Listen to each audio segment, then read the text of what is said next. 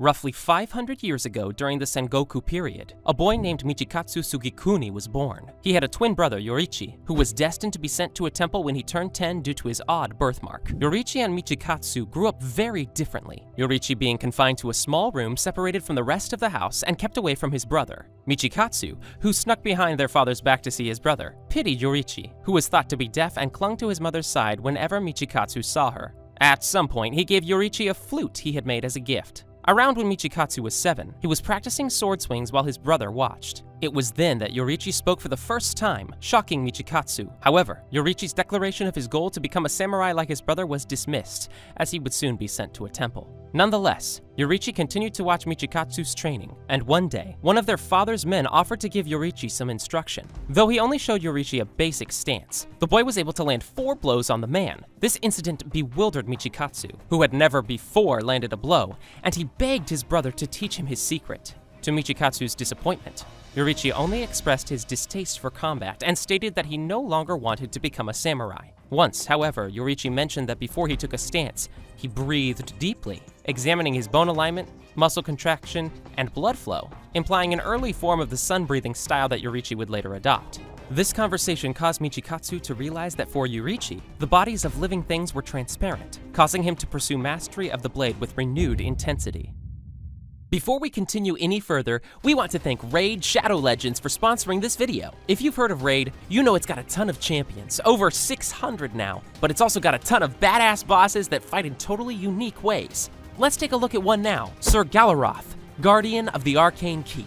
Unlike most of the other bosses, this dude is actually a pretty nice guy. He is guarding arcane potions, and he's checking to see if you are worthy of getting your hands on them. To do that, you've got to beat him up, which can be a little tricky. His main mechanic is in his basic attack. It deals a ton of extra damage to any champion without buffs, so your mission is to keep buffs on your team at any cost. Seems easy, but it's complicated by the boss left minion, and trust me, this guy is so annoying. Raid's got a ton happening this month, with a fresh rotation of the brutal Hydra boss, and a ton of events and tournaments every single day, including some special Valentine's Day events where you can get your hands on a brand new legendary champion. This is the best time to get started in Raid, and if you click my link in the description or scan my QR code, you'll get cool bonuses. We're talking a free epic champion, Vergus, 200,000 silver, 1 energy refill, 1 XP boost, and 1 ancient shard so you can summon awesome champions as soon as you get in game. The rewards will be waiting for you here. As Michikatsu studied the sword, he felt envious of his brother, who he felt was squandering his natural physical talent. He also feared that, now that their father likely knew about Yoriichi's immense potential, their roles would be swapped and he would be the one sent to the temple in Yoriichi's place. Yoriichi recognized this as well, the night that their mother finally succumbed to her illness. He came to Michikatsu's room at 3 in the morning to tell his brother the news and bid him farewell, as he planned to leave for the temple before their father could make Yoriichi the family's new successor. Yoriichi expressed gratitude to his brother and fondly held the flute that Michikatsu had given him earlier. Michikatsu, however, was irritated, wondering how Yoriichi could treasure a flute that couldn't even play in tune, and watched his brother depart while saying nothing. His jealousy of his brother only grew when he read his mother's diary following her death, which revealed that Yoriichi had known everything about their mother's illness and had planned accordingly. From then on, Michikatsu resented Yoriichi, who he realized to be not only physically gifted, but a genius as well. He wished for his brother's death and for the next few years. Not hearing anything from him, he believed it to be true. 10 years later, Michikatsu became a samurai and married a woman who gave birth to 2 of his children. One night, a demon attacked his camp and left him the only survivor, but was quickly killed by Yoriichi, who came to his rescue and apologized for not being able to save his subordinates. Seeing the object of his hatred again and twisted by jealousy, Michikatsu abandoned his family and became a demon slayer to train with Yoriichi. He saw his brother attempt to teach the other demon slayers his own breathing technique without success. Regardless, he altered them to suit their own strength, creating the first breathing techniques. Eventually, Michikatsu awakened a demon slayer mark and developed a breathing style derived from the sun breathing known as the moon breathing. Despite this accomplishment, it left a bitter taste as it was still not as powerful as Yoriichi's own sun breathing. As a demon slayer, Michikatsu was often prideful in the uniqueness of their generation, but was irritated by his brother's optimism when he brought up the fact that the pair had no successors in line for their unique breathing styles, the sun breathing and moon breathing. Frustrated from being unable to surpass his brother, as well as fearing the fated death of those who awakened their demon slayer marks, Michikatsu was persuaded by Muzan Kibutsuji and became a demon, taking the name Kokushibo. Because he was also a breathing user, it took him 3 days to fully transform into a demon. Eventually, he became the upper rank 1 of the 12 Kizuki, remaining at that rank for hundreds of years, while his original name was lost to history. 60 years after becoming a demon, he came face to face with Yoruichi for the last time. Yoruichi was devastated by his decision to transform, whereas Kokushibo became disgusted seeing his younger twin now aged and decrepit, as well as infuriated upon realizing he defied the fate of all marked demon slayers by being far older than 25 years of age. Seeing Yoruichi cry shocked Kokushibo, as it was the first time he had shown emotion in his presence, confusing him. Wishing to erase his human past, he knew he had to kill his younger brother. Despite his old age and apparent blindness, Yoruichi's fighting stance in preparation to strike frightened Kokushibo, who realized that his immense skill and power were still present. Despite gripping his blade in anticipation, Yoruichi had already struck and sliced across his neck. Kokushibo became angry seeing his brother's strength had not weakened in the slightest, and waited for a return strike, despite knowing it would certainly kill him. Yoruichi never had the chance to cut Kokushibo's head entirely off, dying due to old age while standing up. At that moment, Kokushibo became truly furious, seeing that his continually excelling brother had appeared before him, having transcended everything, and died of old age instead of losing a battle, as well as knowing that even Muzan couldn't lay a scratch on Yoruichi. His one chance at a fair battle is now gone, and his brother remains undefeated forever. Enraged by the feeling of inferiority, he slashed Yoruichi's body in half, but inadvertently broke the flute he gave him as a child. Seeing that he still thought highly of him even after his transformation, Kokushibo couldn't help but shed a tear. Unable to truly sever his bond with his brother, he decided to keep the flute for himself. Kokushibo was summoned to a meeting of the upper ranks, arriving before all of his colleagues. He silently sat facing a wall, only speaking when his presence was acknowledged by the Biwa demon, and revealing that Muzan had arrived. Muzan revealed the death of Gyutaro, berating Kokushibo and his fellow upper ranks for being unable to destroy the 𝐓𝐡𝐢𝐬 family and failing to find the blue spider lily. Kokushibo admitted that he had nothing to say in his defense, as Kagaya 𝐓𝐴𝐢𝐬 had cleverly hidden himself. After Akaza brutally destroyed Doma's head, Kokushibo covertly sliced off the former's hand, stating he had gone too far. He explained to Doma that he had not interfered for his benefit, but for the preservation of the hierarchy of the upper ranks system. He then told Akaza to arrange for a blood battle if he wanted to take Doma's position, asking him if he understood what he was being told. Akaza acknowledged this fact, promising to kill the high-ranking upper rank, which Kokushibo wished him luck before departing. During a meeting of the Hashira reporting the appearance of strange marks, Amon 𝐓𝐴𝐢𝐬 recalls that these marks were common among a select few users of the original breathing style, Kokushibo having been one of those few. Kagaku remembers his encounter with Kokushibo while engaging Zenitsu. Then, Kokushibo overwhelmed him and he quickly surrendered. But he decided to give Kagaku a second chance and offered him a large amount of Muzan's blood, hoping Muzan would accept him so he could take a place among the upper ranks. Kokushibo told the Demon Slayer to be grateful for his gift, but threatened to behead him should he spill a drop. Following Akaza's death, Kokushibo is seen alone, murmuring how Akaza had abandoned his path to reach further heights and how he had failed to defeat Kokushibo, and reprimanded him for how weak he is. Shortly after, Moichiro Tokito is transported to the same room as Kokushibo. Kokushibo then comments, "You came, Demon Slayer. For some reason, you seem familiar." He then deduces that Moichiro is a descendant of a child he left behind after becoming a demon. He also deduces that his human surname of Sugikuni has died out over the generations.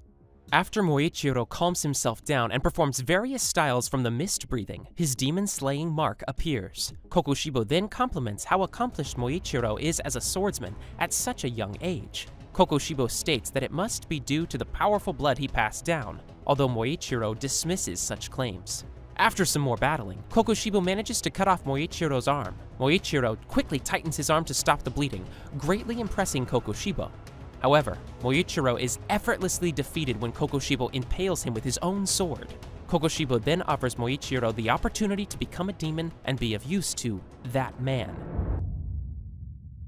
This discussion is however interrupted by Genya shooting his Nichiren gun. Kokushibo effortlessly avoids the gunshot, appearing behind Genya and then proceeding to cut off both his arms and his torso in half, commenting that, I see. You're the one who's been eating demons, huh? However, he realizes that Genya is unlike the other imitation demon from 300 years ago, and that the way to kill him is the same way regular demons are killed, by chopping off their head. Before he has the opportunity to do this, Genya is saved by his brother, Sanami. After Genya apologizes for everything he's done to Sanami, Kokushibo states, Brothers and demon slayers. That brings back memories. Sanemi and Kokushibo then begin their intense duel, with Kokushibo being slightly taken aback at the skill of the Wind Hashira. However, he retains his composure and states that he wouldn't be able to survive if his senses weren't honed from long experience. This goes on for some time, with Kokushibo even stating that long ago, in the Sengoku era, he gained a lot of experience fighting against a similarly strong Wind Hashira.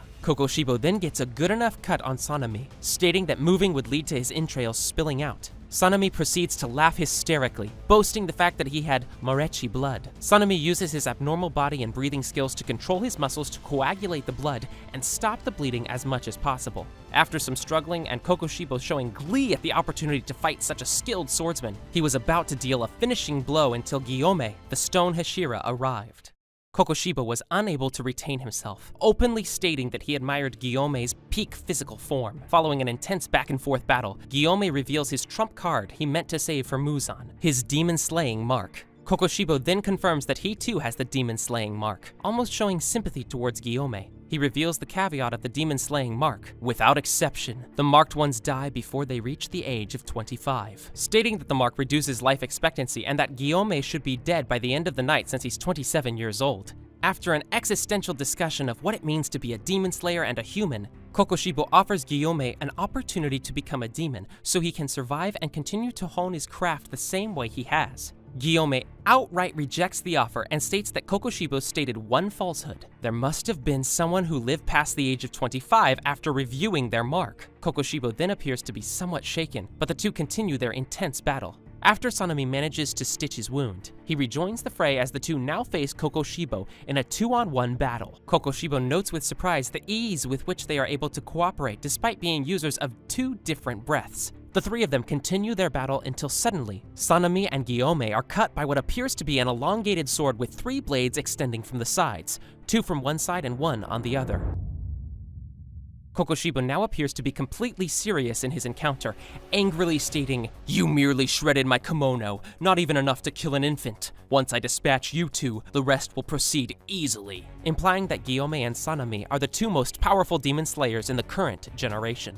In the meantime, Moichiro manages to free himself from the pillar. With a little life left in him, he helps 𝐬𝐲 by reattaching his body and feeding him a clump of Kokushibo's hair. 𝐬𝐲 then feels power he's never felt before, but more importantly, appears to directly hear Muzan's voice, asking Kokushibo how many Hashira he has defeated, indicating that Muzan is likely still incapacitated by the initial explosion and the blood demon art Tamayo performed on him. The battle then begins to pick up, Kokushibo's attacks increasing with both intensity and frequency. He is able to sever 2 of Sanemi's fingers, and both swordsmen are reduced to putting all of their efforts into simply avoiding his attacks. Right as it seems that Sanemi is about to lose, Moichiro rejoins the battle, saving the other Hashira just in time. 𝐬𝐲, who is hiding from the battle behind a wall, recalls a conversation he had with Tanjiro about being the weakest person in a battle, and, motivated by this, swallows a broken piece of Kokushibo's blade in order to gain its abilities. The advantage seems to again shift to Kokushibo, but in an unexpected turn of events, 𝐬𝐲𝐬 is able to sever the upper rank's right arm while Moichiro stabs him through the torso, immobilizing him while 𝐬𝐲 unleashes a barrage of bullets on the demon using his gun, which he altered using his own cells in a similar manner to the Kokushibo's sword. The bullets embedded into the demon's flesh then erupt into trees,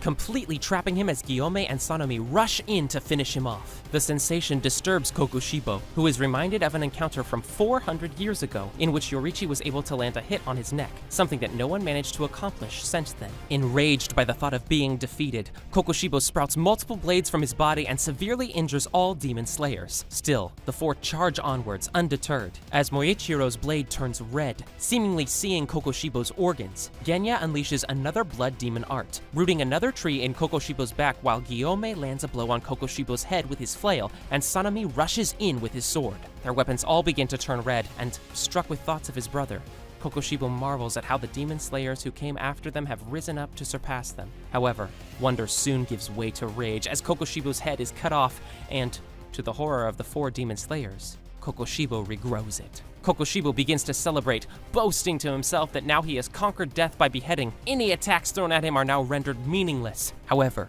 his triumph gives way to disbelief when he sees himself in the reflection of Sanemi's blade.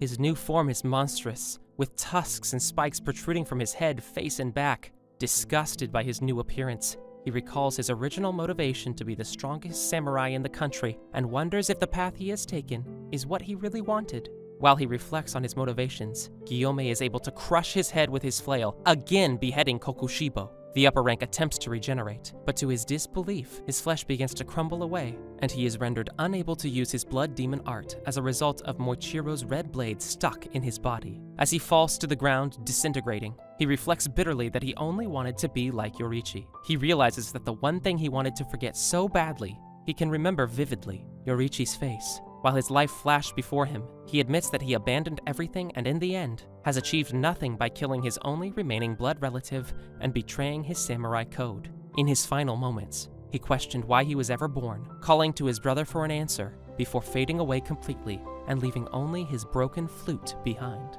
Click on this video where we explain the entire story of Yoriichi Sugikuni.